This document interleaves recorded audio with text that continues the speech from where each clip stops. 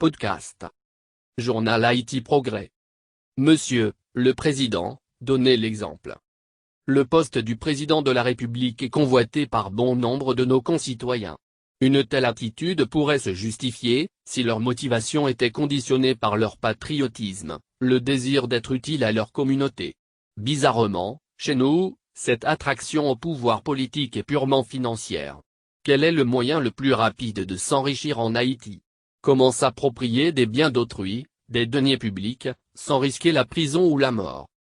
Le pouvoir politique donne la fortune et l'immunité, alors que le trafic de la drogue n'offre que la première. On comprend mieux, quand la population chante cette meringue, Président, paye à ce pour ou, Caldada W Jean W v'là, ce qui pourrait se traduire comme, Président, le pays est vôtre, faites-en comme bon vous semble. Nous avons laissé partir M. Jean-Claude Duvalier avec ce qui restait dans les caisses de l'État. Nous n'avions pas demandé des comptes pertinents aux militaires putschistes. M. Avril a bien prospéré. M. Henri n'en fit pas moins quant au pillage. Raoul céda le pouvoir face à la proposition d'un exil doré au Panama. L'ancien petit prêtre de Saint-Jean Bosco semble avoir abandonné ses vœux de pauvreté. M. La tortue se serait empressée vitement pour réclamer ses commissions de 5% de chaque projet qui était sujet à son approbation ou révision, quand il était le baron de la primature. Le silence du feu agronome, 2 fois préside, avait son propre prix. Et finalement, la fortune que cherchait l'autoproclamé roi du compas haïtien pendant 30 ans, était possible en quelques mois au Palais national. Avec tous ces exemples d'enrichissement sans transparence aucune, comment s'attendre à ce que le locataire actuel, M.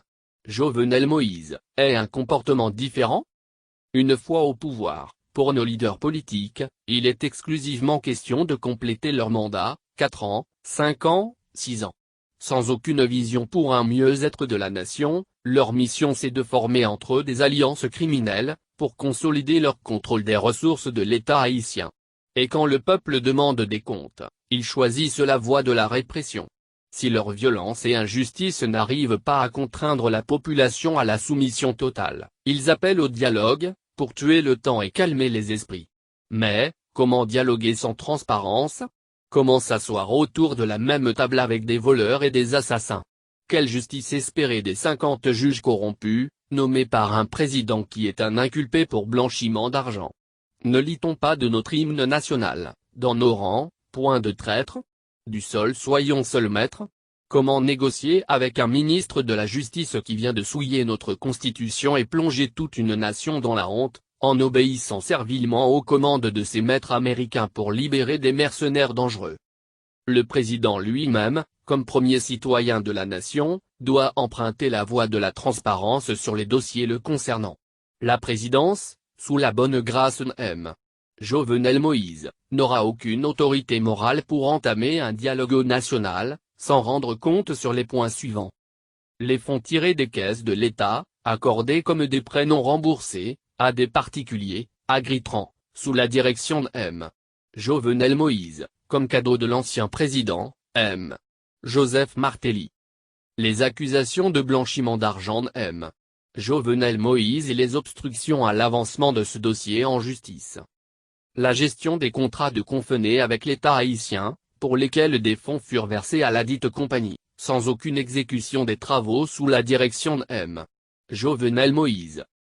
Les franchises douanières octroyées d'une façon préférentielle à certaines personnes ou entités, jusqu'alors inconnues de la population. Les contrats préférentiels de l'EDH avec des fournisseurs d'énergie. Les milliers de chèques zombies dans l'administration publique, sans une poursuite en justice contre les malfaiteurs protégés par le président. Les dépenses millionnaires de la caravane de changement qui reçoit des fonds en aide et des prêts, au nom de l'État haïtien. Le contrat mafieux avec Dermalog négocié par la première dame. La surfacturation des kits scolaires, sans poursuite ni sanction contre les accusés proches de M. Jovenel Moïse. Les arrestations illégales des opposants politiques, aggravant la problématique de détention prolongée. La libération illégale et arbitraire de 5 bandits américains et 2 Serbes, arrêtés, qualifiés de terroristes par le Premier ministre Henri Séan. À défaut de fournir les explications pertinentes sur les points susmentionnés, Aucun dialogue ne pourra avoir lieu avec le président Jovenel Moïse. Car, une fois de plus, l'équipe au Palais national aura démontré à la nation qu'elle n'est pas prête pour négocier une sortie à cette crise. Dans un tel scénario, le peuple devra continuer les revendications, jusqu'à la capitulation totale de ce système pourri. Le président doit donner l'exemple d'un leader qui écoute les revendications de son peuple, en apportant les réponses aux questions critiques sur sa gestion à la direction d'Agritran, de Confené comme président de la République d'Haïti. Sinon, le peuple, dans sa quête de justice, pourra faire de lui un mauvais exemple. En aussi ne palais pour palais. Si vous préférez, cessons les charabia. Rodelin Almazor. Écrivain et poète. Journal Haïti Progrès. Rubrique Perspective. Podcast.